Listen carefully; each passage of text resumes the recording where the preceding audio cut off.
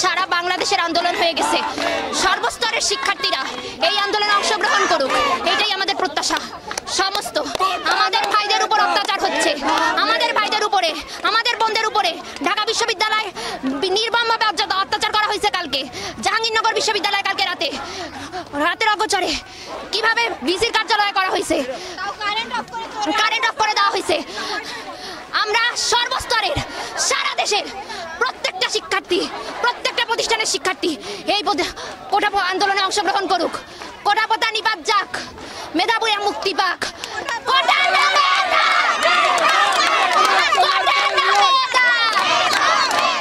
দাবি গণতান্ত্রিক দাবি। আমরা 56% কোটা মানি না, মানি না, মানি না। আমাদের এই দেশ বৈষম্যের জন্য স্বাধীন হয় নাই। আমরা বৈষম্যের বিরুদ্ধে, আমরা কোটার বিরুদ্ধে।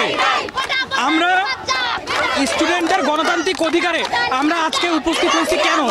কারণ গতকাল আমাদের ন্যায্য দাবির উপরে হামলা করা হয়েছে, বিভিন্ন ছাত্র সংগঠন আমাদের উপরে চড়াও হয়েছে, আমরা শত শত ছেলেপেলে আহত হয়েছি।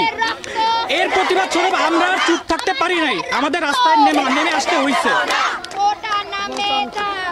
আমরা চাই কোটা সংস্কার, আমরা কোটা বাতিল চাই না, আমরা কোটা সংস্কার চাই। যারা অগ্রসর, অনগ্রসর জাতি যারা, তাদের জন্য সীমিত পর্যায়ে কোটাতে আমাদের কোনো আপত্তি নাই, কিন্তু আমরা কোটা সংস্কার চাই। আমরা ঢালাওভাবে 56% কোটা মেনে নেব না। আমরা এখানে প্রায় আধা ঘন্টা অবস্থান করছি, আধা ঘন্টা 40 মিনিট। আমরা এটা স্বতঃস্ফূর্ত আন্দোলন, এখানে কোনো একক নেতৃত্ব নেই, স্বতঃস্ফূর্ত আন্দোলন। যতক্ষণ শিক্ষার্থীরা থাকতে চায় তারা থাকবে, তারা কথা বলবে, তারা তাদের দাবি তুলে ধরবে।